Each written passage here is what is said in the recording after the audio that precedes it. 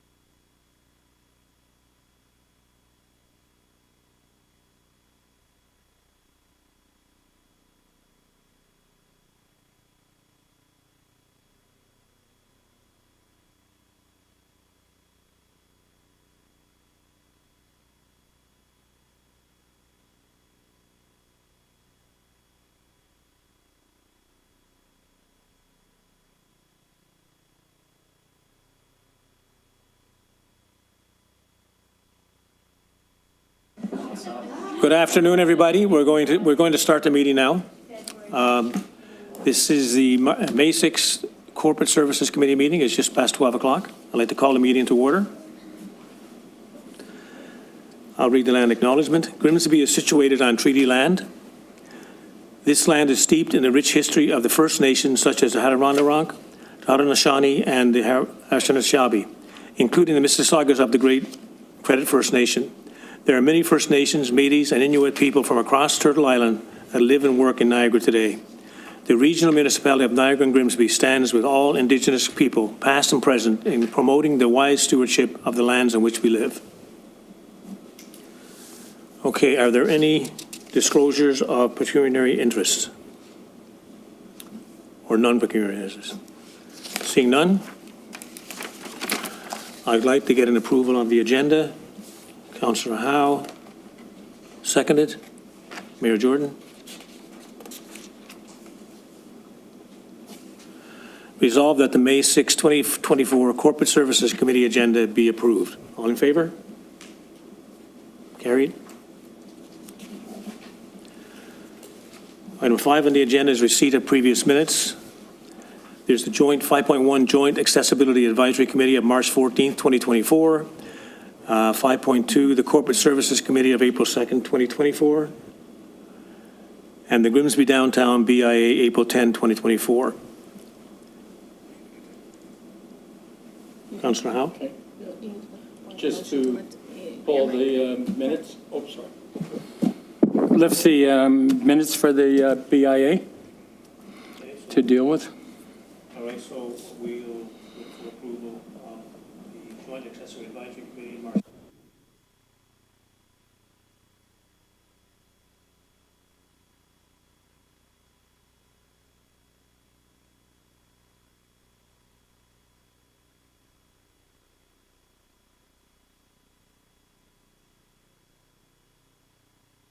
Sorry. Joint Accessory Advisory Committee, March 14, 2024. Corporate Services Committee of April 2nd, 2024. Leave the other one, right? Okay, yeah. All in favor? Carried. Okay, Councillor Howe. Thank you. Through you, Chair. The BIA main minutes, there are 3 of the resolutions that we think should be lifted and taken forward to tonight's council meeting, next meeting, May 21st meeting, for proper dealing with. There's certainly questions on it. And do you want that read off? We've got some information there. Is that on there? You can read that. Okay, good. As long as you have a second. Yep. Okay, resolve the BIA minutes of April 10, 2024 be received, save, and except for resolutions BIA 24-028, BIA 24-029, and BIA 24-033, and forward to the May 21st council meeting. All in favor? I'll second it too. So Councillor Howe.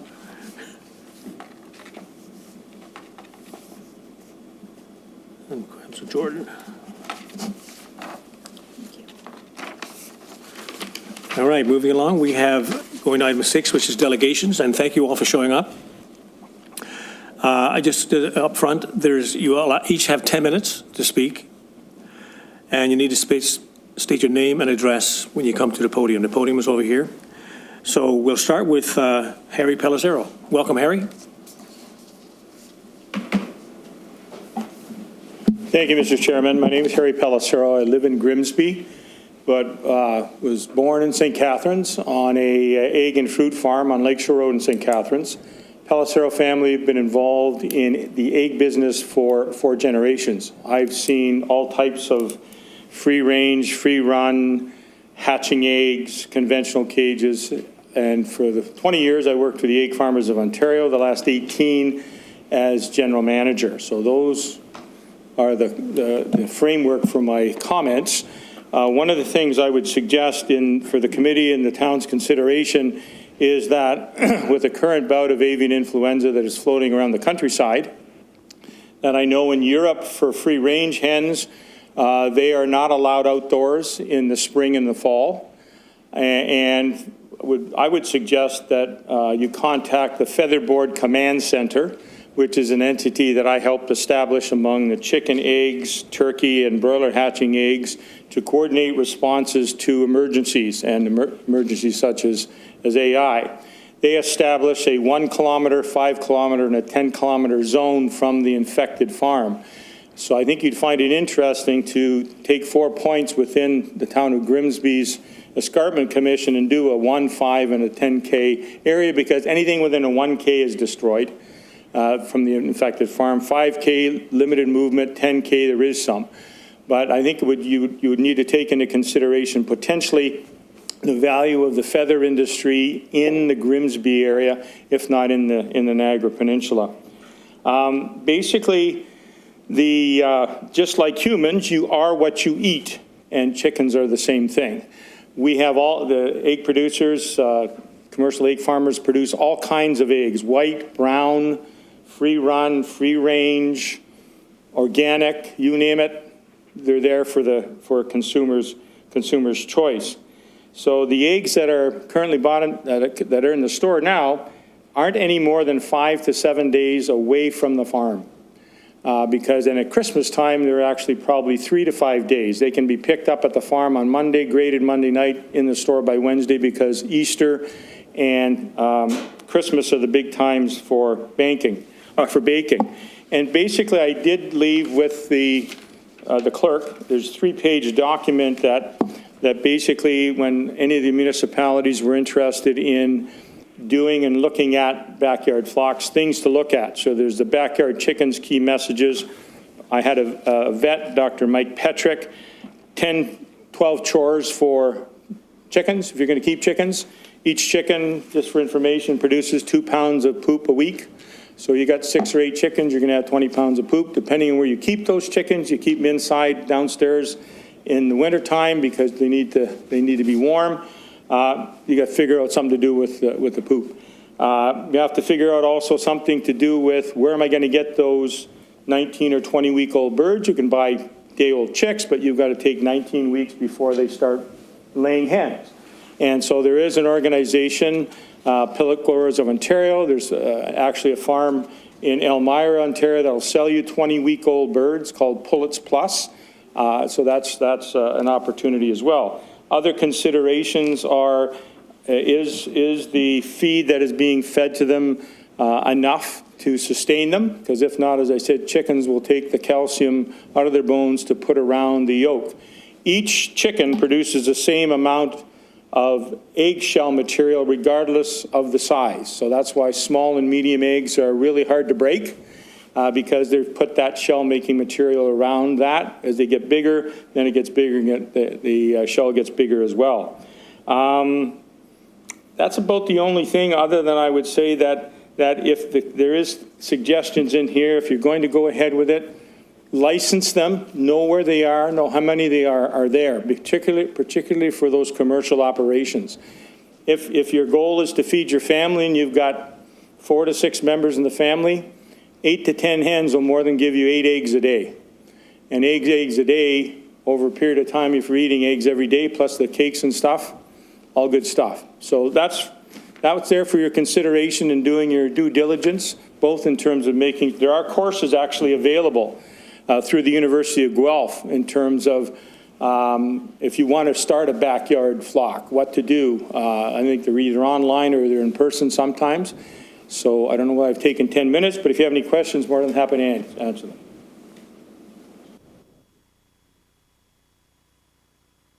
Yeah, we'll continue with the delegations first, Harry. Thanks. Okay.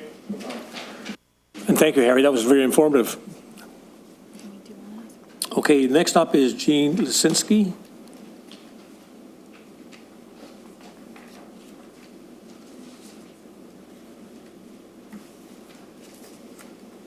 Just state your name and address, and off you go.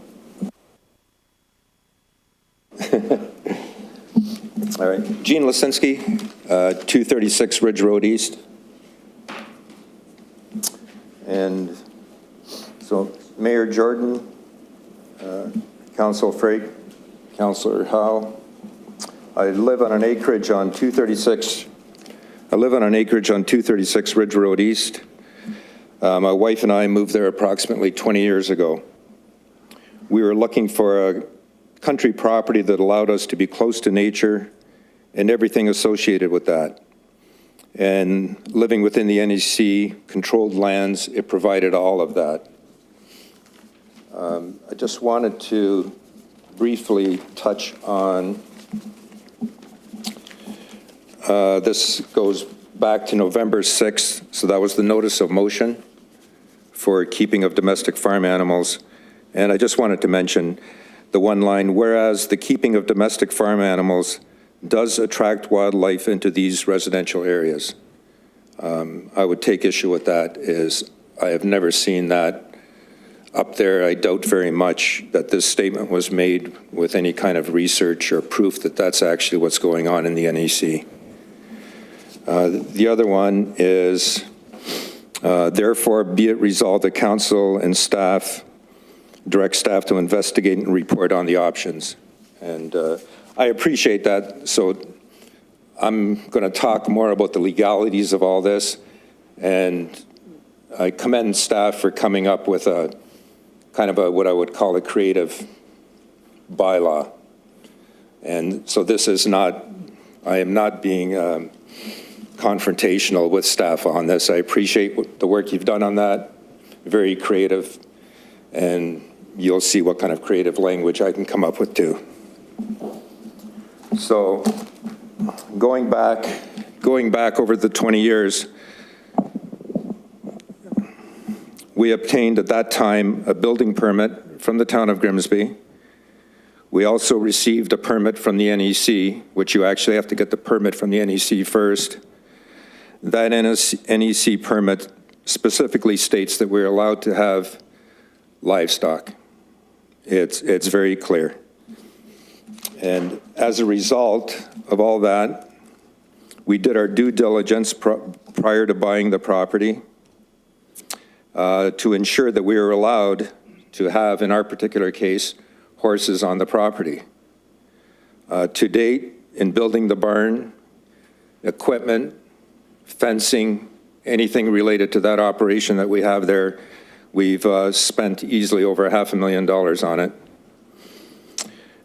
And I would have to say, but now, 20 years later, I find myself having to make a presentation here because possibly that is all going to be put in jeopardy.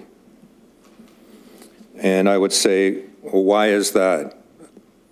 I'm guessing that somebody must have complained. I'm guessing it's one or two individuals. I've never run into anybody up on the escarpment that has any issue with this, so I'm not sure why it came forward.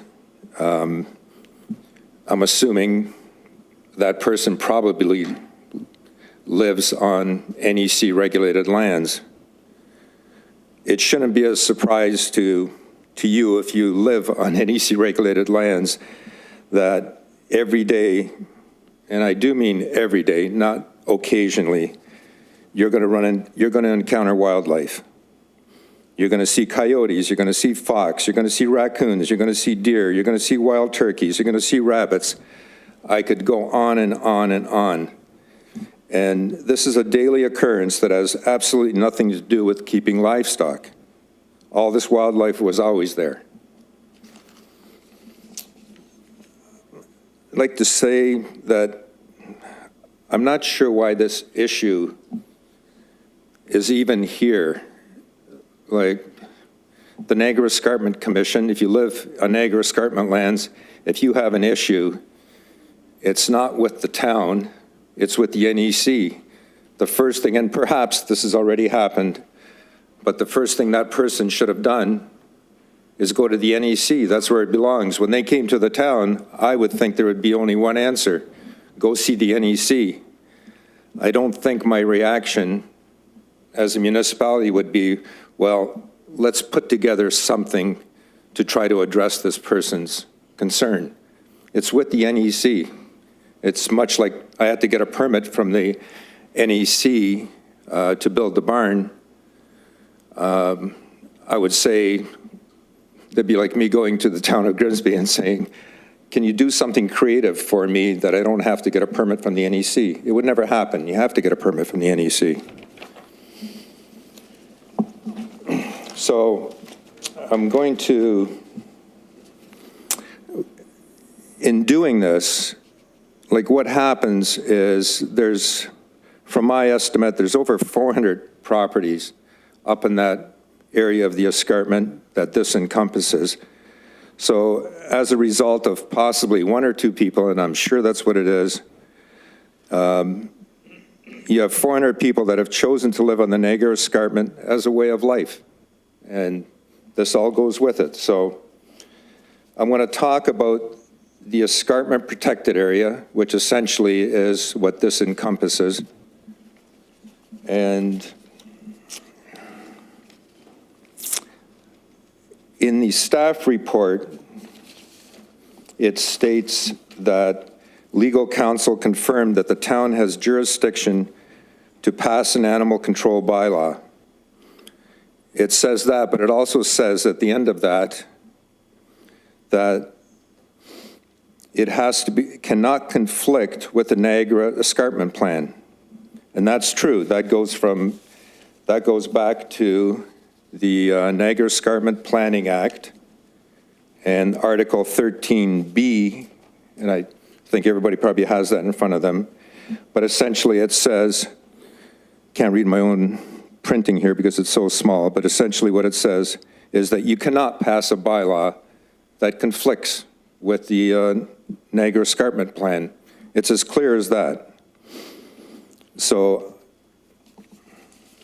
going on, you now talk about the Niagara Escarpment protected area.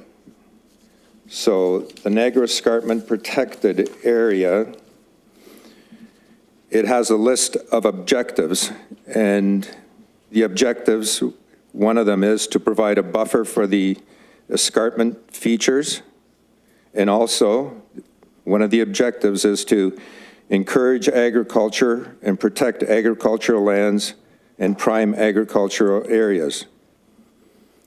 Going down further, Article 143 of the Niagara Escarpment Plan says permitted uses. The first one is agricultural uses. The second one is agricultural related uses and on-farm diversified uses. There's other ones, but those are the ones that pertain to what we're talking about today. So from a legal perspective, I would say that would be it would be interesting what the Niagara Escarpment Commission, from a legal standpoint, would do about that, especially in my situation where they've already issued a permit to me saying, hey, that's fine, 20 years later to be saying, well, we're going to reconsider that. I don't think they would.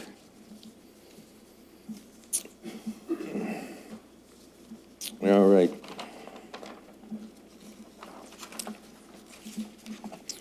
So the NEC, it has been in existence for the last 40 years. I have not yet heard of anyone having an issue with livestock, and I would say I would be surprised if any of my neighbors or anyone on NEC regulated lands, apart from one or two individuals, has an issue with livestock on the properties in the NEC that we're talking about. The zoning bylaw that is in effect, the zoning bylaw is in effect a land use bylaw, just in general. Any other bylaw that I use to regulate land use would in fact be a zoning bylaw, but just called another name. Legally, I would expect one could easily argue that the animal control bylaw is a zoning bylaw under a different cover.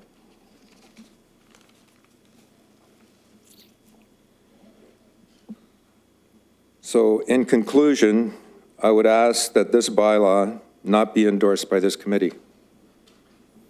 If you have any questions? No, I think we'll probably leave it till the end. Okay. Thanks, Gene. Thank you very Yeah. much. Next up, we have Diana Lisinski. Diana?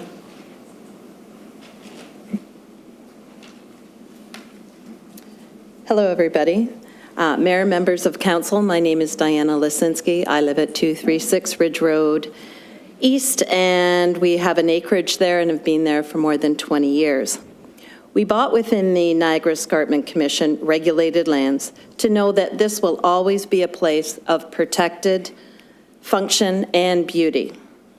The NEC plan under Article 1.4 specifically states uses include agriculture, which can include crop and/or livestock.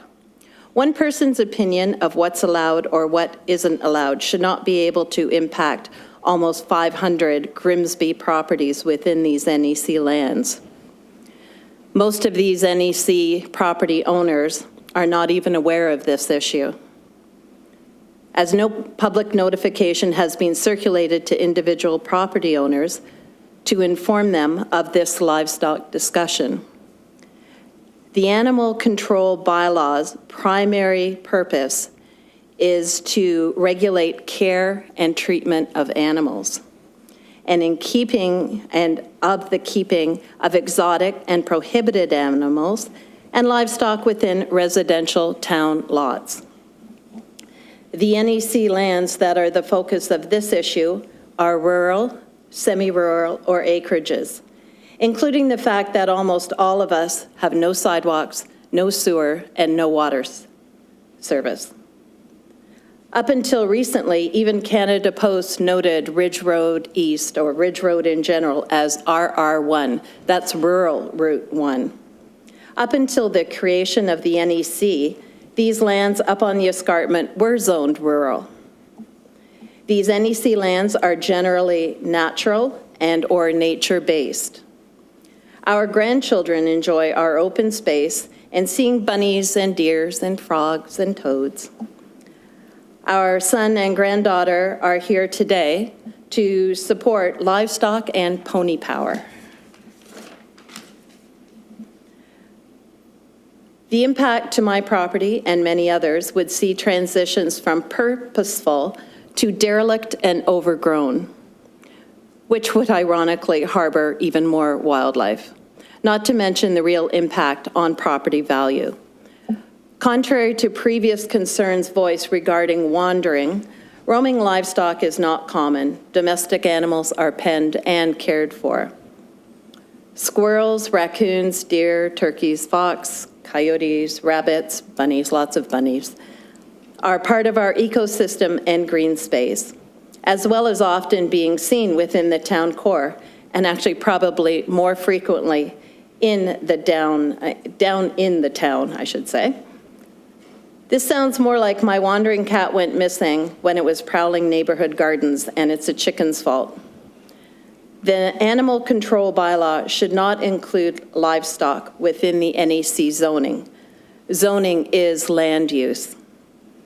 Using a municipal bylaw to undermine the provincial NEC objectives and zoning is unacceptable, and a backdoor approach to sabotage the purpose of the NEC itself. Why would council forge ahead with proposing bylaw modifications based on one or two complaints? What should be happening is council's support for hundreds of affected property owners who are happy with their chosen rural way of life and trying not to circumvent the existing NEC use of rural and semi-rural lands. Thank you. Thank you, Diana. Next up is, by the way, before we go any further, I mean, it would be good if we didn't kind of repeat the same issues or concerns, if you can avoid that, because we're just going over the same material over and over and over. So anyways, Reagan, you're up. Thank you very much.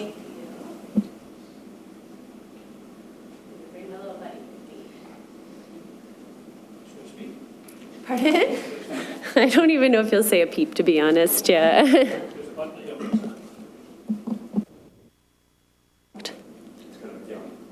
Okay, thank you so much. All right, good afternoon, councillors, mayor. Thank you for having me. Neighbors, nice to see you as always. My name is Reagan Bellhouse. I'm at 67 Ridge Road East. And I'm here today as a delegate in support of allowing farm animals and poultry.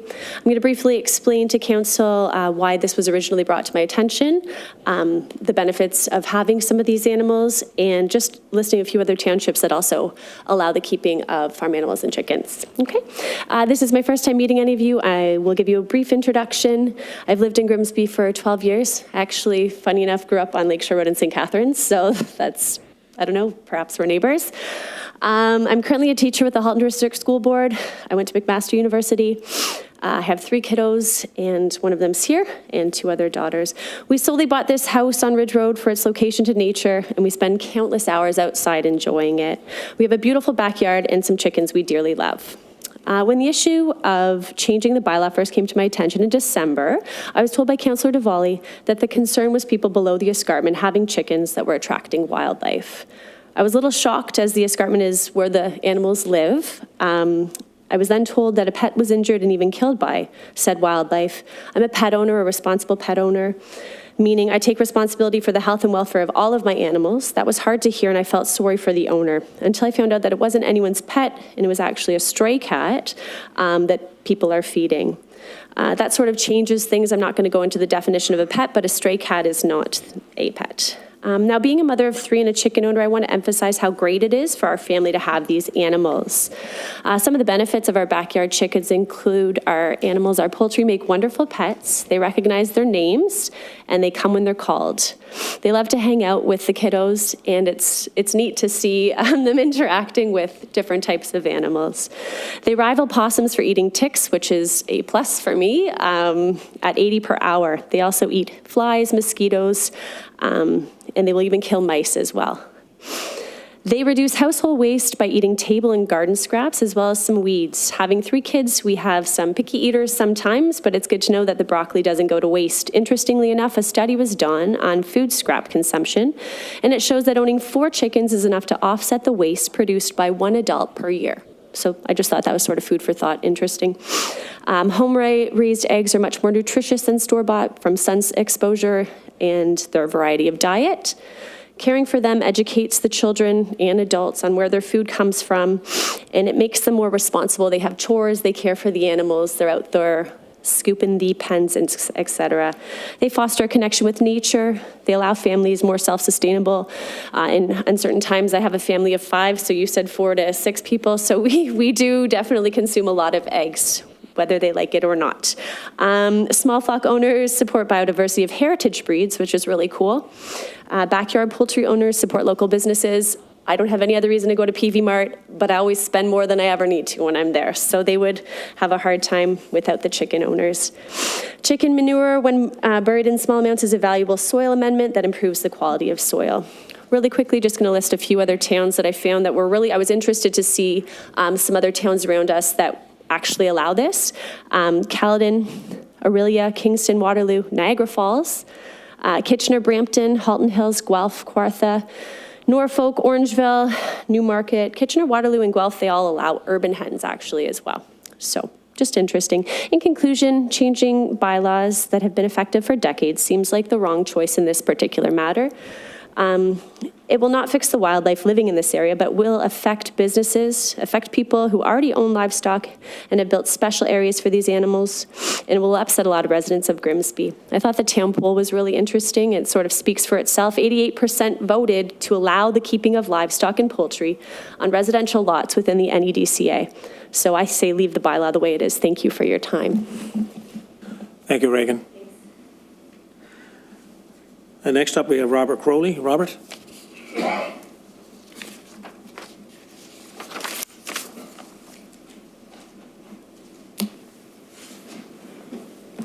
Good afternoon. My name's Rob Crowley. I live at 78 Ridge Road East. My wife Christine and I have lived at 78 Ridge Road East for the past 21 years. We bought our property after careful consideration and research, wanting to live a more traditional lifestyle. We felt that we had found the perfect place, being able to raise food, both vegetables and livestock. Grimsby has one of the best climates in Canada for growing and raising food.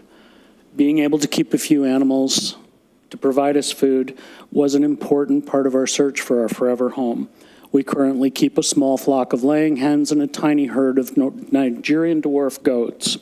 These animals provide us with free-range organic eggs and organic milk, which we use to make cheese and other dairy products. Most people don't even know that we keep animals until we invite them in, which is something we do on a regular basis. We participated in Doors Open Grimsby 3 years, hosting thousands of people through our property, exposing them to our lifestyle, connecting them both with nature and with the concept of keeping a few backyard hens or maybe some goats or rabbits or whatever they choose to. It allowed us to showcase the town of Grimsby as a place that truly is friendly by nature.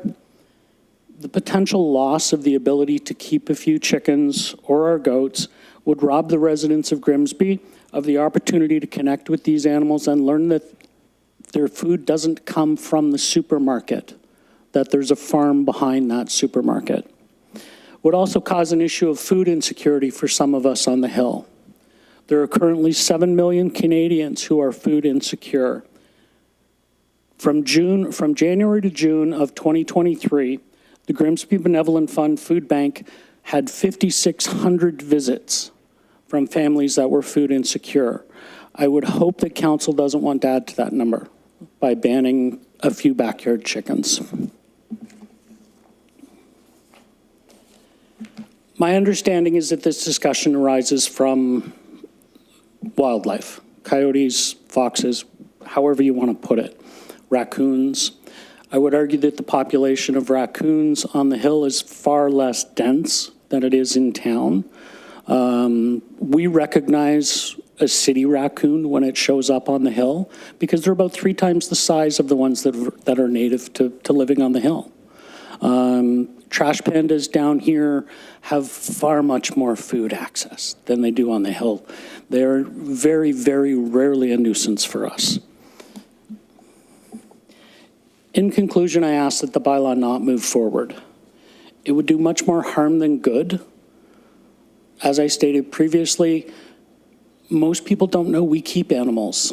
I have 4 neighbors within shouting distance who all have a backyard flock of some sort, and we never hear about it. We never see the animals. They're never a nuisance. And I ask that based on 1 or 2 complaints, you not tar all of us with the same brush. Thank you. Thank you, Robert. Next up, we have Megan Popovic. Did I pronounce that properly?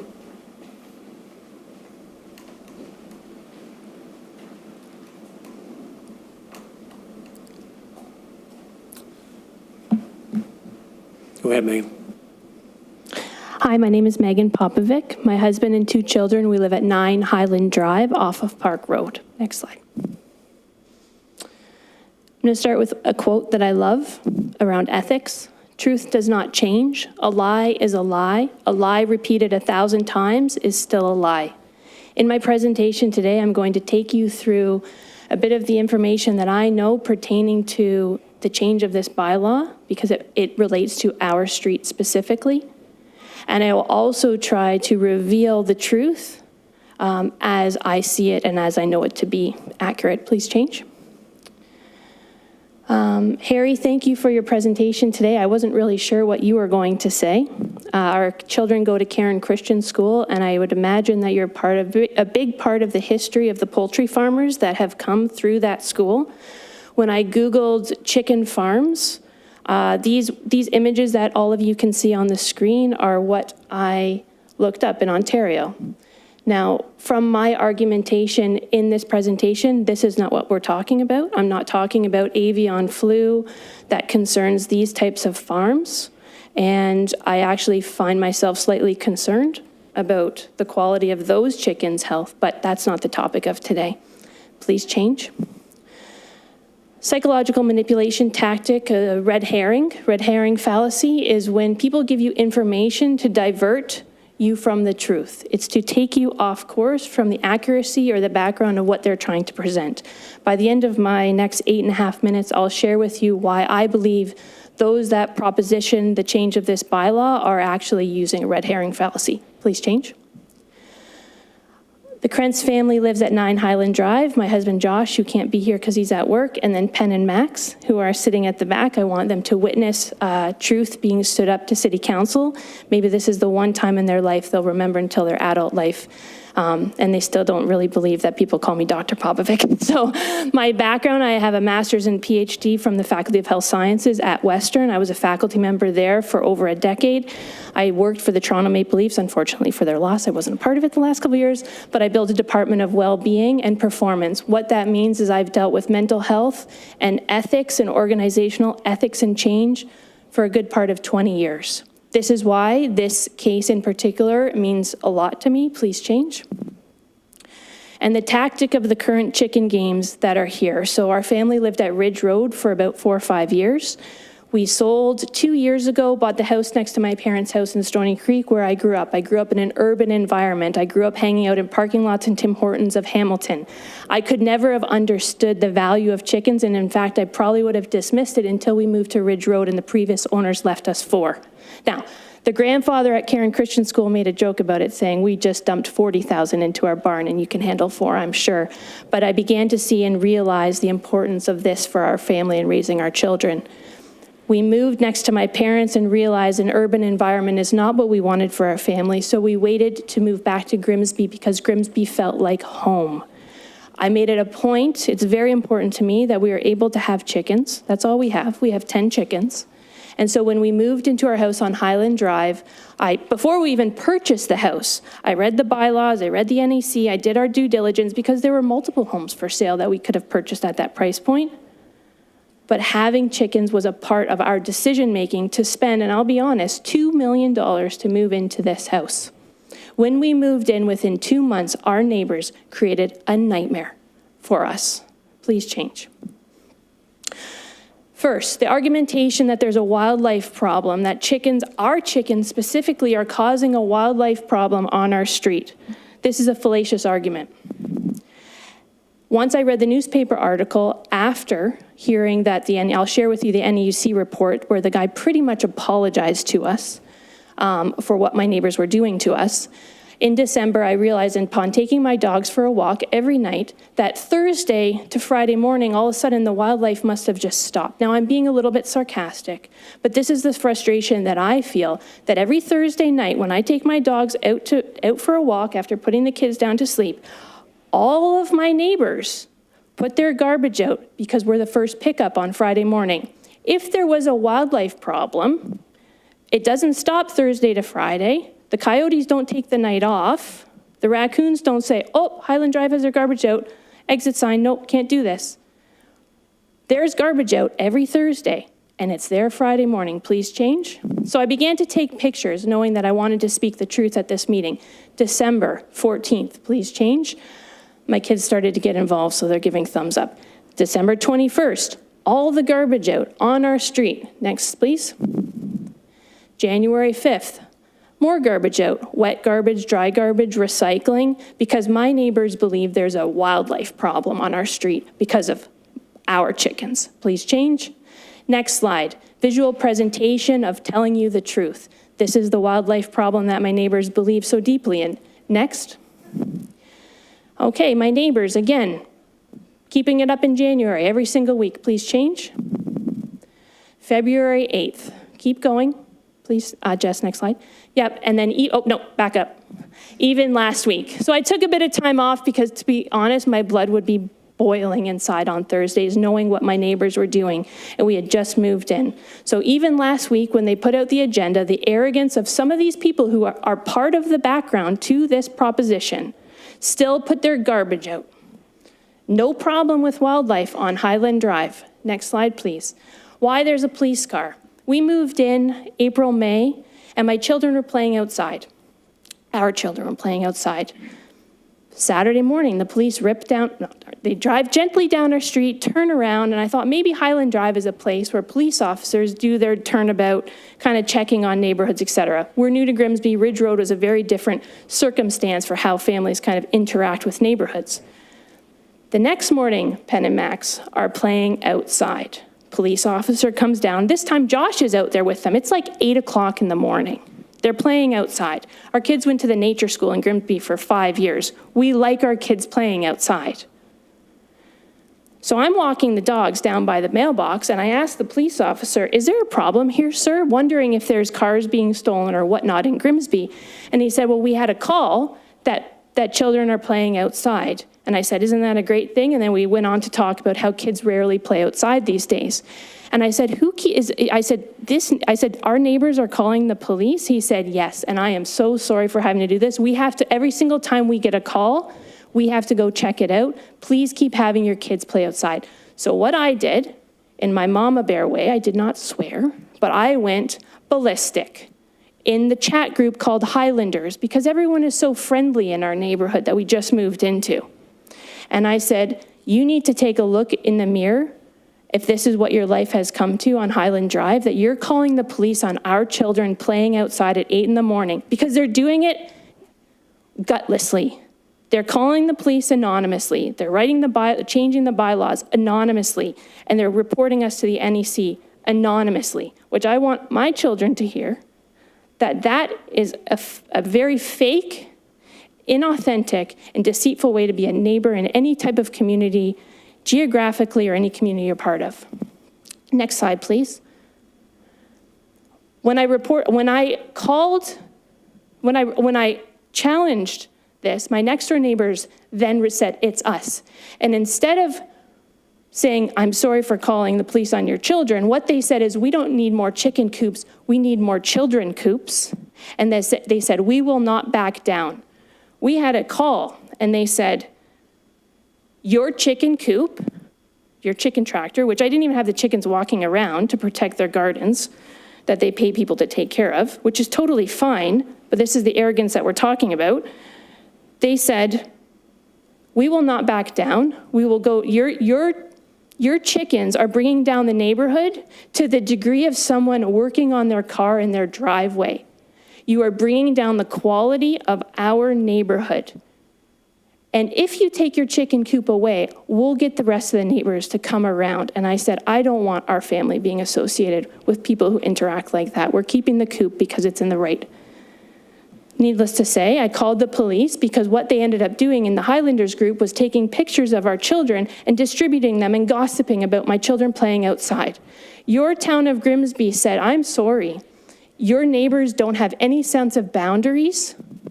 And not only do they not understand boundaries, it is illegal for them to take pictures of your children and disseminate them amongst them, gossiping. This is not a town of Grimsby issue, this is a police issue. I did not report them to the police because we had just moved in there 2 months ago. But these are the people who are trying to change the bylaw, and they're not doing it because of wildlife. They're doing it because they think my coop bring down their property value. Next slide, please. I have 30 seconds. This is the NEC report. You're more than welcome to read it. Next slide, please. I'll give you 30 seconds. Thank you.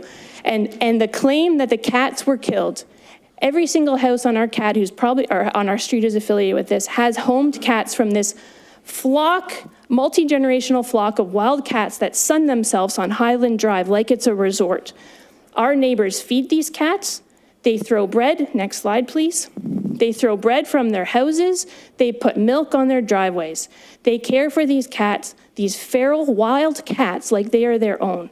They said that a cat was killed from wildlife. No. It wasn't the cats that they keep in their house. It was the cats that live outside. And there's about 10 of them, and they just had another set of babies, but they don't call animal control. The cat that was killed was a wild cat. It was not a pet cat, unless it's legal to keep wild cats as pets, which I know a fact it's not. It's actually baiting wild animals. Next slide, please.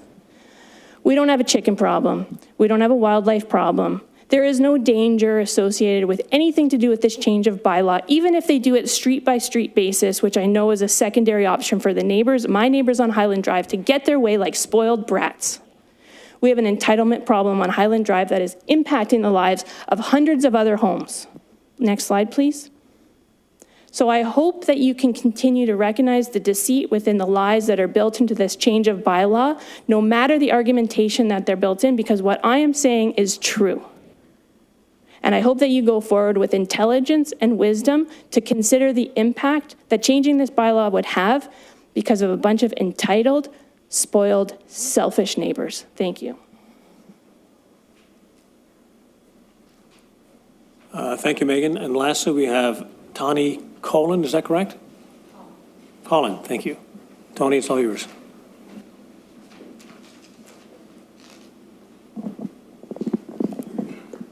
Thank you very much, Mayor and Council and everybody here. Nice to see the neighbors. I won't take the entire 10 minutes as you requested not to belabor the issues that have already been discussed. I am in support of keeping things the way that they are and not changing any of the bylaws. I did want to address some of the concerns that were raised about communicable diseases and avian flu. So I am Tawny Collin, and I live at 88 Elm Tree Road East in Grimsby. I have a farm there, Red Barn Goat Farm. You may have seen me on social media. Please follow me and like me. And I've had, sorry, I had to do that. And I've had livestock on that property and lived there for 26 years. I do have a farm property. It is not in the zoned area, but the area has affected all of my neighbors, and we are a very tight community of animal lovers. While concerns about avian flu and other communicable diseases are valid, well-managed backyard chicken operations typically do not significantly increase the risk of these diseases for several reasons. One reason is chickens are not migrating birds. Avian flu is brought in by migrating birds that come into the area. So if they do affect a flock, that will affect the flock immediately in its area and not likely be spread to any other flock.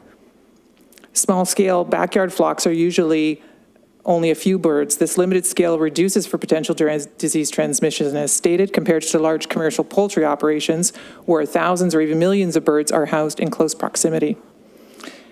Backyard chickens raised in a clean and healthy environment are less susceptible to diseases, and owners often prioritize proper nutrition, sanitation, and veterinary care to maintain the herd and health of their flock. Limited exposure to wild birds, as I had mentioned, isolation from commercial operations, they don't come in contact with them. And community awareness. In communities where backyard chickens are common, there's often a strong sense of community awareness about disease prevention and biosecurity practices. Knowledge sharing among neighbors and local agricultural extension services can further promote responsible flock management. With that, I'd also like to say that I'm also a member of the Ontario Federation of Agriculture. I do get notices from the Feather Board Command Centre and follow them religiously, and I'm also able to advise people in my community if there's any concerns directly about avian flu or other transmittable diseases. This issue is not about hosting backyard chickens in the town of Grimsby, although that is what has been talked about a lot here. I also have alpacas if you want to check them out. This issue is about the general changing of the bylaw for livestock, which includes chickens. So if there was something to become under consideration or conversation about backyard chickens across the town of Grimsby, I believe that we would have to have a slightly different conversation and erase that and perhaps look at that time. I also did want to say that speaking about food insecurity, I actually work for the Salvation Army Canada. I'm in the national leadership team. I've been there for over 10 years, so I can tell you definitely about food insecurity in Canada and the importance of keeping backyard chickens. And I would also argue that commercial chicken operators are often against it for the simple fact that it hits their bottom line, because a single family can easily, with 2 chickens, support their own eggs in their household, and with few more of their neighbors as well. I don't think I have anything more that I want to add on to aside from what's already been stated today, but thank you very much for your time. I appreciate it. Tawny, thank you very much. And you being the last. I'd like to get a mover and a seconder to receive the delegations. Councillor Howe, Mayor Jordan.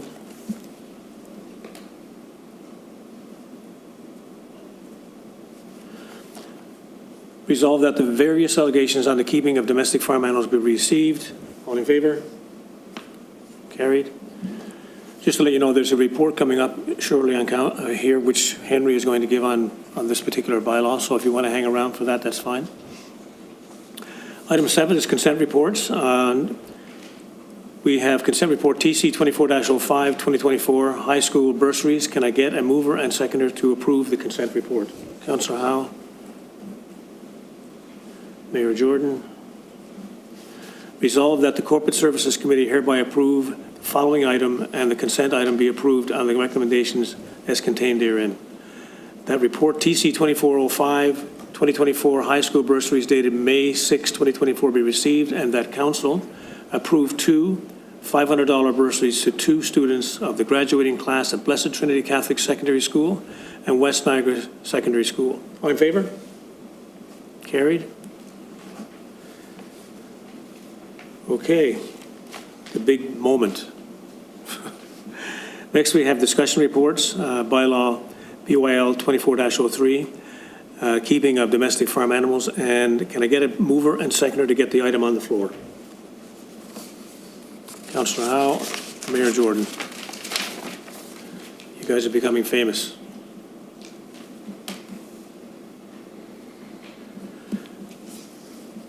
Henry, over to you. Thank you, through you, Mr. Chair. So in response to Council Resolution C-23-339, staff prepared report BYL 2403. So in summary, that resolution asked staff to report options on keeping of farm animals throughout the residential areas of town. So when reviewing our zoning bylaw actually restricted the keeping of livestock and poultry on residential lots. But upon further investigation, this excluded the NEDCA, which is known as the Niagara Escarpment Development Control Area. So that map was attached to the report as Appendix C.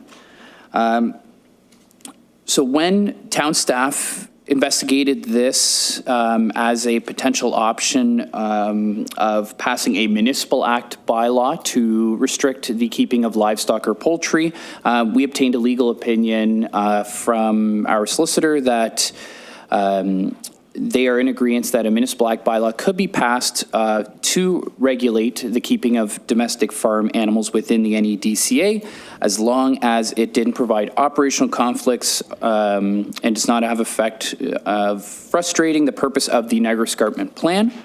So some of the pros and cons that came about this that may occur. So some of the cons that come along with livestock and poultry that may occur is predatory animals, rodents, and then livestock or poultry bring an element of noise or odor. And then the pros along with those cons were that the residents would have the opportunity to subsidize costs of animal products, enjoyment of hobby farming, and natural pest control by poultry. So in speaking with those cons, a lot of them could be mitigated by sound controlled buildings, regular cleaning of the property, and then following proper hygiene protocols and regular maintenance of the buildings. So the Niagara region was also consulted on this and provided a document or documents by OMAFRA for best practice of keeping livestock or poultry, how to stay safe with backyard chickens. So when reviewing the financial impacts of this report, we found that option one in this case was to continue to manage land use under the zoning bylaw and leave land use management within the NEDCA to the Niagara Escarpment Commission. And option two in this case would be to amend our animal care and control bylaw to prohibit the keeping of livestock or poultry on residential lots within the NEDCA. So when analyzing both of those, we went to our public engagement because we wanted to ensure that we gave the residents of the town of Grimsby, especially within the NEDCA, an opportunity to speak on this matter. So we asked three simple questions. Yes, prohibit the keeping of livestock or poultry on residential lots within the NEDCA, or no, allow the keeping of livestock and poultry on residential lots within the NEDCA. And then option three is I don't live in this area. So we did have, as stated previously, 88.3% of the people agree that no, allow the keeping of livestock and poultry on residential lots within the NEDCA, and 8.4% said yes to prohibit, and 3.3% stated that they did not live in this area.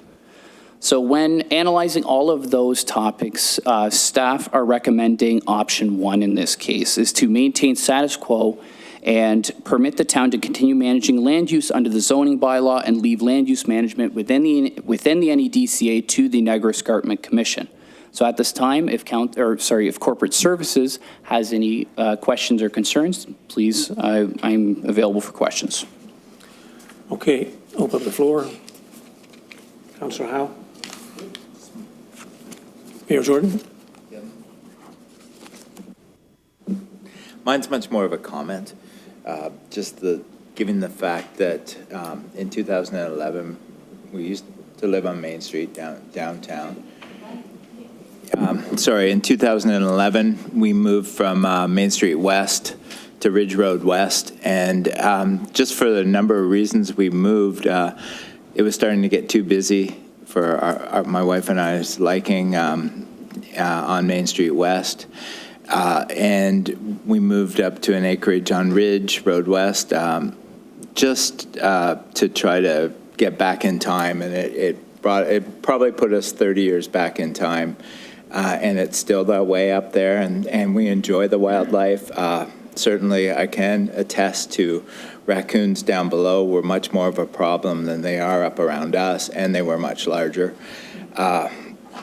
There's never been an issue. We can hear neighbors' roosters every once in a while. We do have a commercial chicken farm within 500 meters from our place as well. And you can always tell by the scheduling if the wind's blowing the right way. It smells about maybe 2 days every 2 to 3 months. And it's only if it's blowing the right way, and it's only, I think, when they're moving from crop to crop. And just to say, the bylaw, in my opinion, has been working fine. Never had any complaints, never had any issues. I welcome the wildlife around our property, and it's certainly, chickens don't attract wildlife. It's already there. And I do have, one of my biggest problems is feral cats. Feral cats kill millions of songbirds every year. And people think, oh, they're harmless, they're just out there. They're not native. They're a scourge on wildlife, in my opinion. And my biggest issue is the feral cats. And other than that, I'm quite happy with staff's report. I think it was thorough, and I'm glad we had Let's Talk Grimsby to get the public input. And I think option 1 makes the most sense. Thank you, Mayor Jordan.